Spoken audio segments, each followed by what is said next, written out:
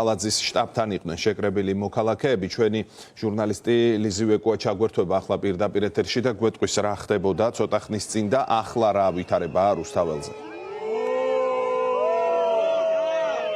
ახლა ჩვენი მყოფებით მელიქიშვილის გამზირზე კახი კალაძემ აქ საარჩევნო შტაბი გახსნა რამდენიმე წუთის წინ და სწორედ აქ გადაწყვიტეს მოქალაქეებმა, სამოქალაქო აქტივისტებმა, სხვადასხვა პარტიის წარმომადგენლებმა და სტუდენტებმა შეკრება. ამით გამოხატავენ პროტესტს კიდევ ერთხელ ქართული ოცნების წინააღმდეგ. უმეტესობა მათგანი იმყოფებოდა სწორედ სასამართლოში, სადაც მოისმინეს რამდენიმე განაჩენი დღეს და შემდეგ პროტესტით გადმოინაცვლეს მელიქიშვილის გამზირზე. კადრში დაგანახებთ ახლა ვითარებას.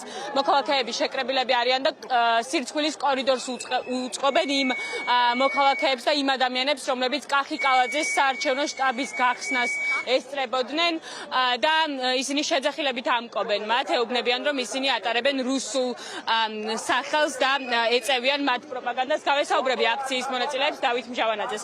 მოგესალმებით, პირდაპირ ეთერში ვართ და პირველ რიგში გკითხავთ, რატომ ხართ აქ? იმიტომ რომ ჩვენ ნახეთ ქართული ოცნების კახი კალაძის საარჩევნო შტაბის გახსნა და მანამდე დღეს მთელი დღე გადატვირთული იყო სასამართლოს დარბაზების ხდომების, სადაც განაჩენები მოვისმინეთ. მოგეთ, ეს მდგომარეობა საჩვენებს რა არანორმალური კრიზისი და რა არანორმალური მდგომარეობა არის ქვეყანაში შექმნილი. დილით გაუშვეს ათობით ახალგაზრდა უდანაშაულო ადამიანები ციხეში წლობით, იმიტომ რომ უბრალოდ წინააღმდეგობას უწევენ და იმიტომ რომ უბრალოდ ვერ გატეხეს ეს ადამიანები. ხოლო საღამოს თითქოს არაფერი არ ხდება.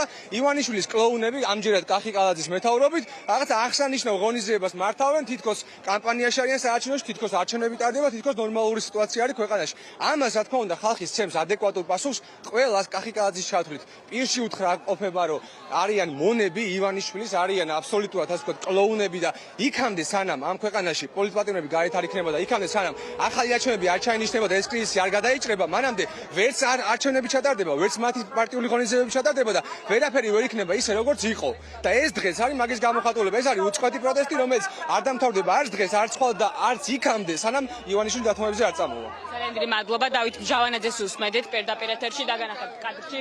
აქ ბევრია პოლიციის მობილიზება, შეიძლება ითქვას, რომ მთელი მელიქიშვილის გამზირი პოლიციელებს აქვთ, ესე ვთქვათ, გადაკეტილი, რადგან ისინი კორიდორს აკეთებენ იმისათვის, რომ მოქალაქეებმა ვერ შეძლონ გზის საბალ ნაწილზე გადასვლა და გადაკეტვა. ჩვენ გუშინ ვიხილეთ სწორედ ასეთ მომენტში რამდენიმე აქტივისტის დაკავება, თუმცა ჯერჯერობით მსგავს ფაქტს აზი მომენტი არ გქონია.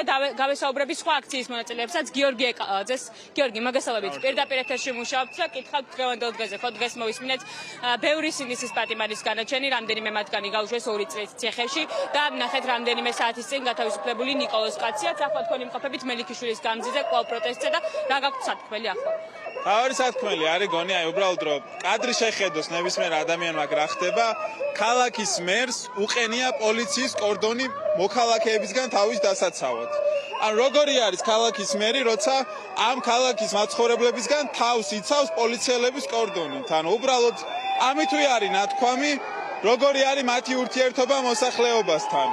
და ჩვენი მთავარი სათქმელი აქ არის, რომ ხალხო გამოდით რა, ჩვენთან მოდით, გვერდით დაგვიდექით და ერთად ძლიერად შევძლებთ, რომ ამ რეჟიმს სერიოზული წინააღმდეგობა გაუწიოთ. რა ან სხვა გზა მართლა აღარ დაგვრჩენია რა. ძალიან დიდი მადლობა გიორგი ეკალაძეს უსმენდით პირდაპირ ეთერში დაგანახებთ კიდევ ერთხელ კადრში პოლიციელების მობილიზებას. ახლა რამდენიმე აქციის მონაწილე მცადა რომ გადასულიყო გზის საბალ ნაწილზე, თუმცა ამის საშუალებას არ აძლევენ ის პოლიციელები, როგორც გითხარით, ვიმყოფებით მელიქიშვილის გამზირზე, სადაც რამდენიმე წუთის წინ კახი კალაძემ საარჩევნო შტაბი გახსნა და აქ პროტესტის ნიშნად შეიკრიბნენ მოქალაქეები, რადგან მათ უთხრან თავიანთი სათქმელი ქართული ოცნების წევრებს, რომ ისინი ატარებენ რუსულ ინტერესებს.